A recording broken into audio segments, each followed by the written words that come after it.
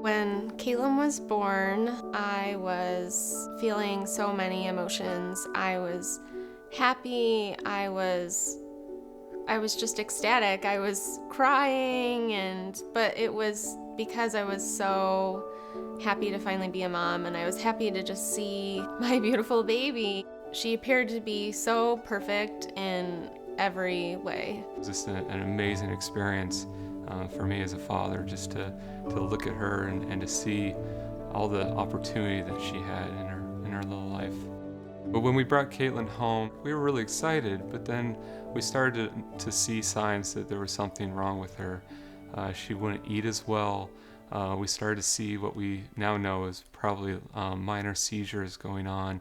And then at 12 weeks old, she had an extremely severe seizure, and we knew at that point that it was extremely critical to get her to the hospital and get her the help that she needed. By the time Caitlin was diagnosed with mitochondrial disease, she was about 18 months, and we had been dealing with epilepsy for a long time. And to have a child with epilepsy is devastating. And then on top of that, to have a second diagnosis of mitochondrial disease, it was almost too much. I was just overwhelmed. So Dr. Sinedo told us that you hope for the best, but you plan for the worst. And when Dr. Sinedo said that to us at the clinic that day, it just finally sunk in that this was something that we were going to be dealing with for her entire life.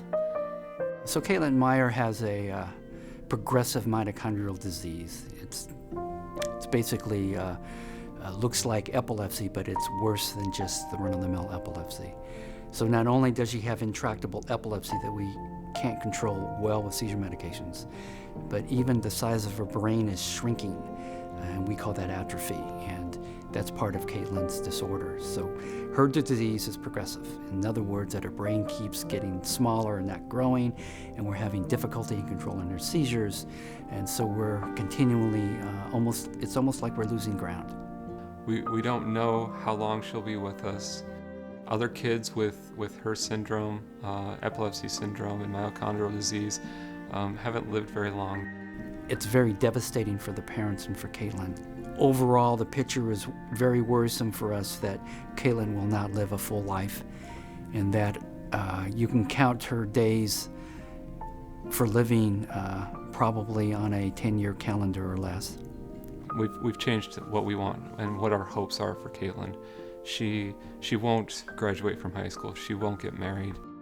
We're brought up in the thought that children will eventually outlive their parents, and children will eventually have to take care of their parents as they age. To reverse that role is psychologically devastating. There is no parent that I know in the world that would ever think that their child would die earlier than they will. And I don't know how parents tackle that issue. I know as a parent myself, imagining my son dying before I do is incomprehensible to my psyche. Of course, my biggest hope is that there's a drug trial and that Caitlin can participate and Caitlin can get treated with a new type of drug that could potentially slow down her disease and give us more time with her. I think families that are taking care of children with mitochondrial disease really have had a long history of feeling as if there's no progress in research, that there's nothing new for them. I think that right now, at this period of time, there are some huge breakthroughs that are on the way that I think are really going to change how we look at mitochondrial disease for the future and give us all a lot of hope. I think it's important to not lose sight of the fact that even though it may take 5 years, 10 years to get a cure, to not lose hope. It's important that as parents that you realize that even though the steps are small, they are constantly moving forward. And the situation of your children and of your grandchildren 10 years from now, 20 years from now, is going to be radically different than it is now. Radically different. It may not feel like it in 6 months or in 1 year, but if you look back over decades, there's no comparison. And therefore, I think there will be no comparison 10 years from now. What is really amazing is to see how powerful Caitlin's little life is. Caitlin can bring so much joy to people.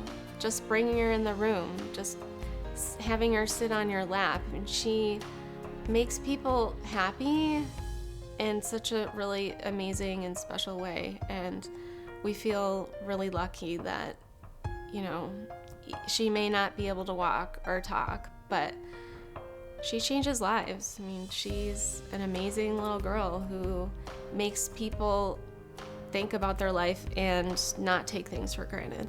We'll take the time that we can with her. She's an amazing little girl, and really her smiles and her laughs, it really brings out the joy in all of us when she does that.